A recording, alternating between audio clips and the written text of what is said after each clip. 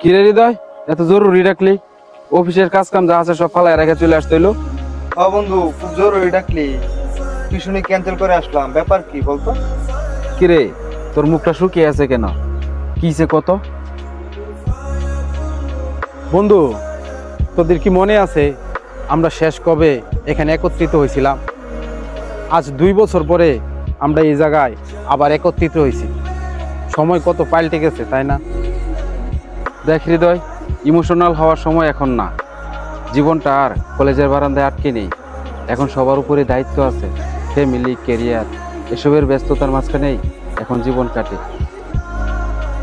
বন্ধু, তাই বলে কি আমরা আর একসাথে হতে পারবো না? বন্ধু, আবেগ দিয়ে এখন আর জীবন চলে না। ফ্যামিলির চাপ নিজের কাঁধের উপরে, তাই আর আড্ডা দেওয়ার সময় জুটে না।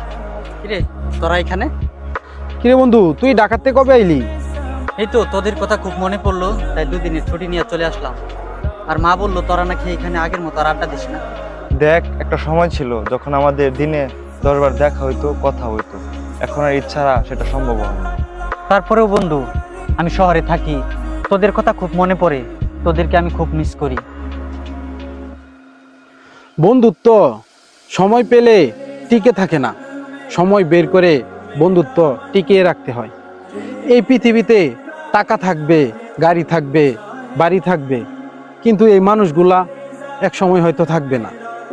এই সফলতা দিয়ে কি হবে যদি আমাদের মনের ভেতর শান্তি না থাকে, যদি বন্ধুত্বর বাঁধন না থাকে? তুই ঠিকই বলেছিস। দিনরাত পরিশ্রম করে অনেক টাকা পয়সা উপার্জন করি, কিন্তু মনে কোনো শান্তি পাই না। আজকে তোদের সাথে আড্ডা দিয়ে যে শান্তিটুকু পেলাম। তাহলে বন্ধু কথা দে, যত ব্যস্ততায় থাকি না কেন আমরা প্রতি সপ্তাহে এই পুরনো জায়গায় এসে আমরা সকলে আড্ডা দেব।